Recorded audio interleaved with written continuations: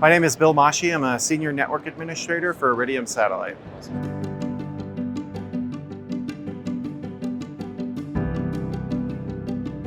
So I've been using ISE for probably about 5 years myself. I know my company's been using it for probably longer than that, but I've been a user for about 5 years.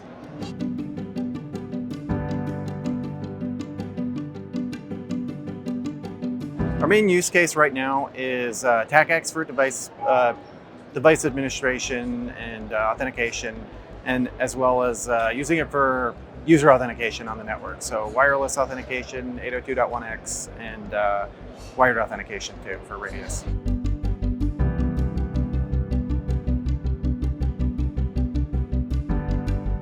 I did not deploy ISE. We had a partner who helped us deploy it.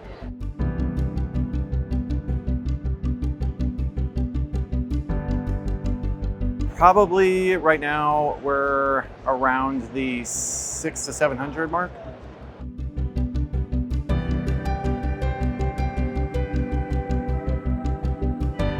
The most valuable features for us are just ensuring that we have the right people logging into the network, and then protecting our device configuration. So when somebody goes in to make a configuration adjustment, we need to make sure it's the right person, they have the right access, and that we've validated that.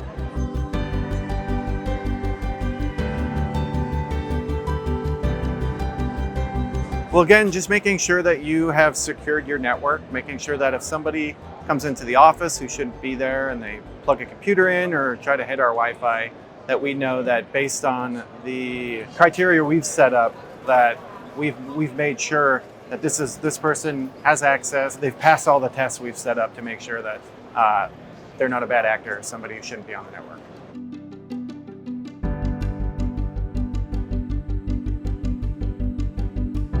So when we use ISE, one of the helpful things is that I can go through the dashboard and I can get basically every step along the way of how that device was authenticated. If it's failing, why did it fail? Why is it unauthorized?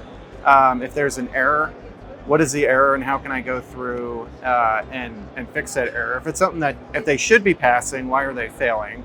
For device administration, like logging into a switch or a router, we can see all the commands that people have put in, who made changes, so that if we need to go through and fix something that might have a bad command, or somebody put something in that pulls a device out of what we consider our compliance, that we can kind of fix that from an administrator perspective. Like, why did you make this change? Maybe let's go through and figure out how we don't break something in the future, if that's something that did cause an outage. And then when it comes to things like wireless, who's hitting the network? Who's hitting a corporate SSID or a guest SSID? Are they failing? What errors are you seeing along the way, so that ISE can a lot of times be like the first stop for us to troubleshoot network user errors or user issues. If you start your security posture from assuming there's no trust for a device, then you're going to make sure that ISE is validating the device from the ground up, so that it's not just assuming that something has access. It's making sure it goes through the full process to gain access to your network.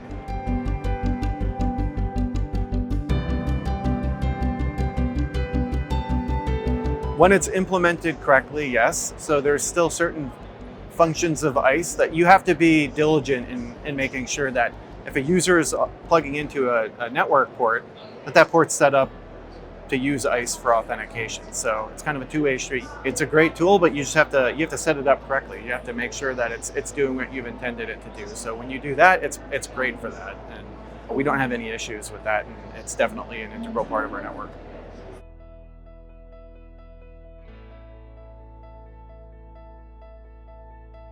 ISE has definitely helped us across a distributed network, because you have a central way of authenticating everybody. It could be switches across different vendors. It could be switches, just different switch models, whether it's Catalyst, like a 9K or a 2960, whatever it is. You can make sure that although these might be different devices, the authentication process is going to be the same for the user. So you kind of have that peace of mind that no matter where somebody's plugging in or what AP they're authenticating to, it's going to follow the same security guidelines, the same authentication process to be granted network access.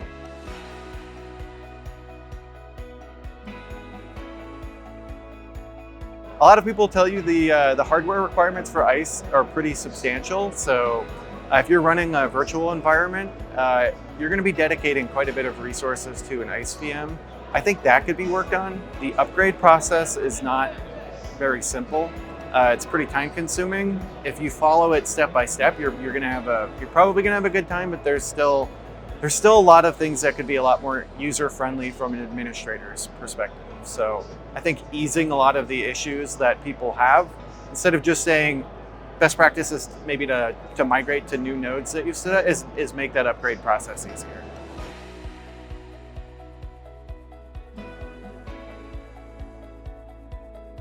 I think the UI is a lot nicer in 3.0. It's pretty slow, but for the most part, it's easy to find what you're looking for, especially things like Radius live logs, TACAX live logs. From like a troubleshooting perspective, it's really nice finding stuff. I think for setting up policies or that perspective, it could be a little bit better looking.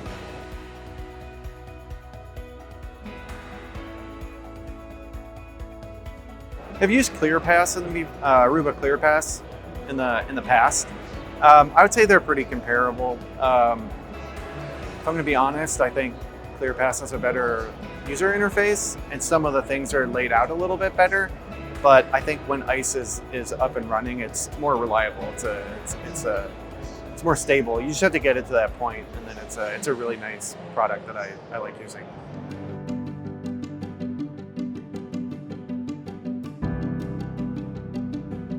I think the licensing model is pretty straightforward. I know there's some changes from going up to 3.0, switching to the smart licensing. But I think if you have somebody who can explain it to you, or just so you know that when you're upgrading, you're not losing functionality, or you're not putting yourself in a position where the license count you're used to having can go away. I think as long as that's set up, it's fine.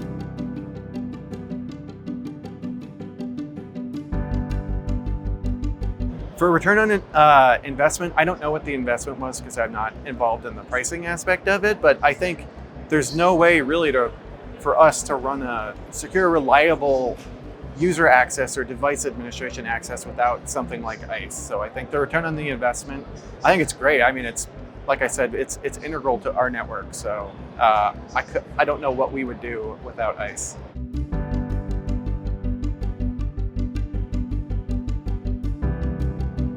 It's private. It's all hosted on our virtual network.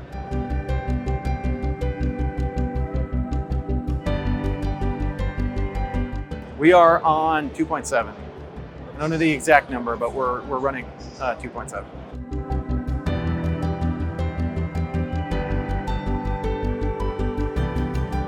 Support's been pretty helpful when we've needed it. We haven't had too many issues where I was asking for an escalation immediately or sweating profusely because it's not working. So I can't say anything bad about support, but I don't have enough experience to give a really substantial answer there.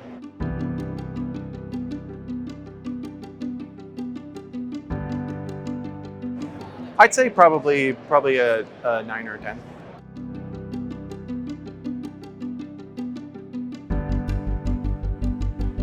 Stability for our virtual machines is good if you follow the best practice and give it the reservations the virtual machines need, and you're making sure that you're following how many recommended devices are going to be authenticating to it. So we don't have stability issues with ISE.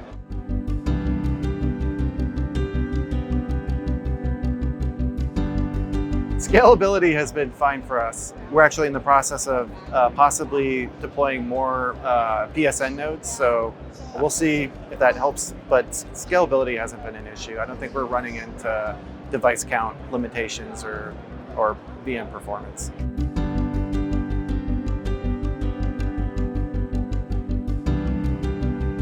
I'd give it a 9 out of 10.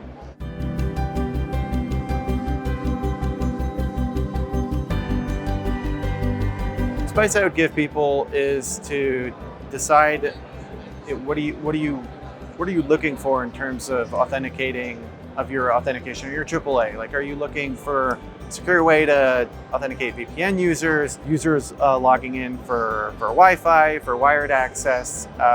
Something I don't use at my organization is like the guest portal, but I know ISE has a pretty considerable catalog for deploying guest portals, for device onboarding, posture assessment, stuff like that. So if that's all the things you're looking for, the features, I would definitely recommend ISE.